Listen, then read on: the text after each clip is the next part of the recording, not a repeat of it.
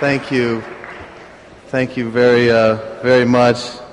Distinguished Chancellor Irvin and esteemed faculty, administrators, and staff, accomplished students, and relieved parents. There are few words that I use very sparingly, words I save only for the most special occasions. Miracle is one of those words. We're too quick these days to pronounce any given event a miracle, especially in sports. We call a comeback by our favorite team or player a miracle. We talk about miracle cures. We call shopping centers miracle miles. And we even call powerful fertilizer miracle grow. Thank you, I was proud of that one. But what we have today is a true, genuine, bona fide miracle. I can remember standing on this spot nearly a decade ago when it was nothing but a sun-baked square of barren desert. Nothing but a hot wind ever soared away from here. And now, you all are soaring away. Back then, you were elementary schoolers mired in a public education system known for the shamefully low numbers of the students who graduated high school. Today, every single student is going to walk across that bridge and get a diploma.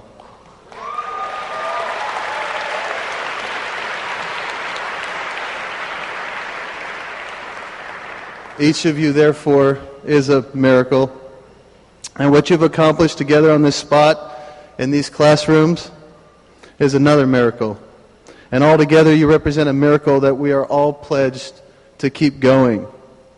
Whether you like it or not, you're pledged to. Because after today, you're not students, you're alums.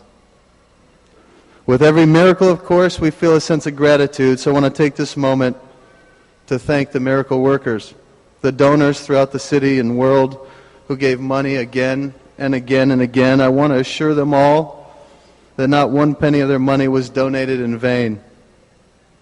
I want to thank the thousands of volunteers who gave thousands of hours, and the political leaders, community leaders, and education experts who gave us the tools and the room to grow. I want to thank our parents for always believing, and faculty for refusing to draw hard lines between their off hours and their work hours.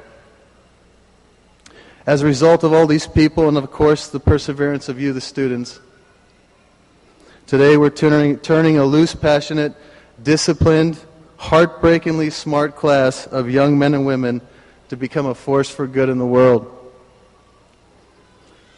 Just as we stood here years ago trying to imagine what you might do in a school that still needed to be built, today we're trying to imagine what you'll do in a world that needs to be rebuilt.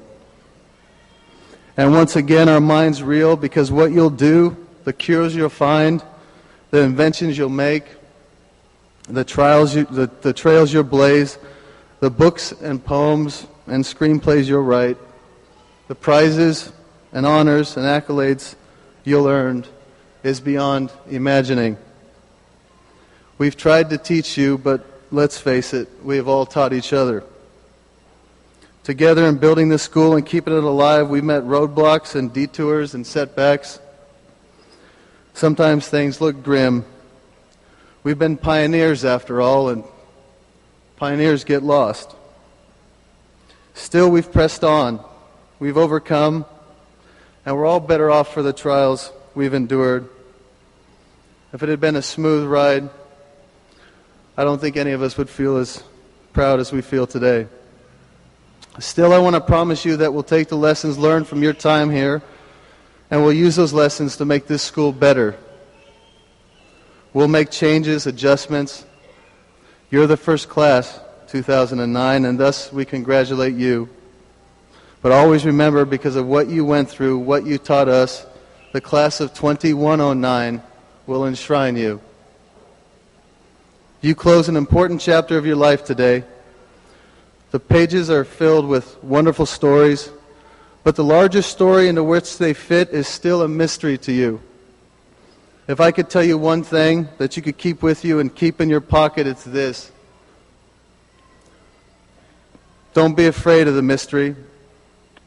You'll figure out the story of your life, the larger narrative, eventually. But it might not be on your own timetable. In the future, when your story seems to have no focus, no meaning, no momentum, refer back to this chapter. Reread this chapter.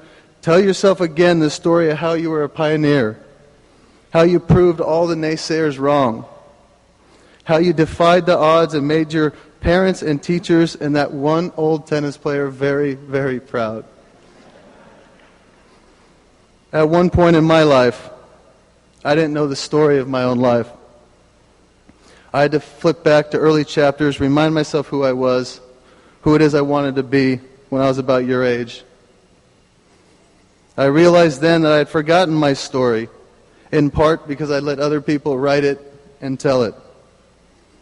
The result of that realization was a radical change of my personal philosophy.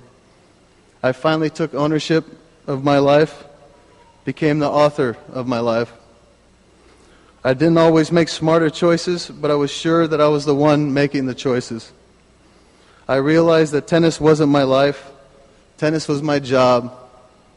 My life was my life. And doing work that could impact other lives, work that could help others change their lives, was what made me feel good and hopeful in those 10 minutes before I fell asleep every night.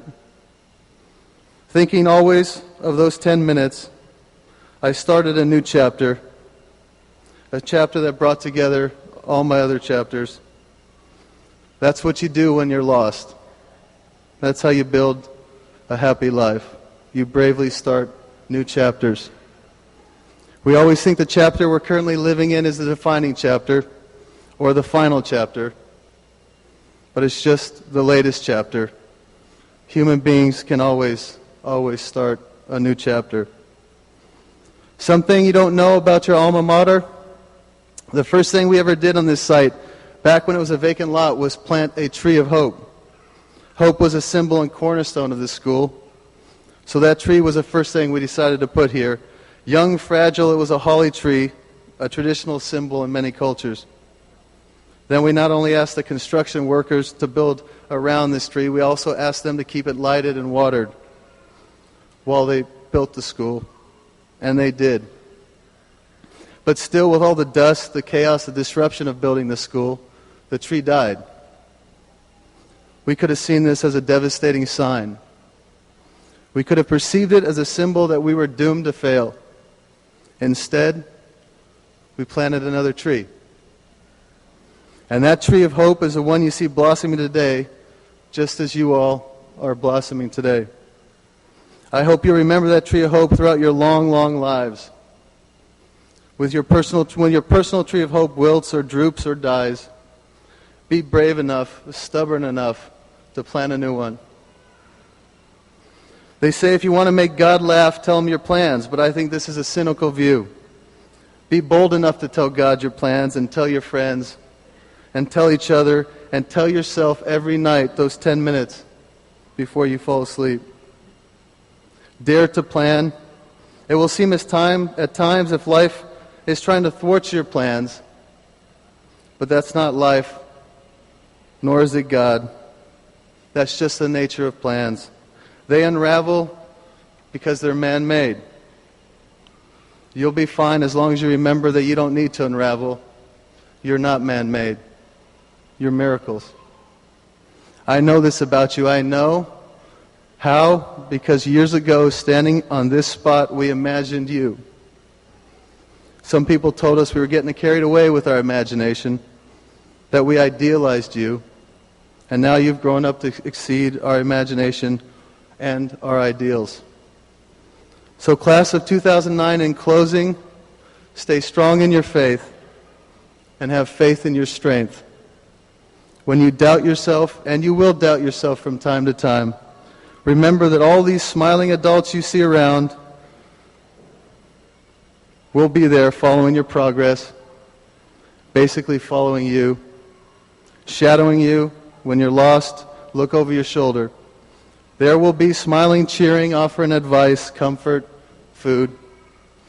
Finally, I want to say one last thing, something I wanted to say for a very long time. I want to say two words that have been on my lips all these years, two words that when I was a kid made me as happy as two words in the English language. Along with the word miracle, these are two words that I don't use lightly. Two words I've been saving for the most special of occasions. Class dismissed.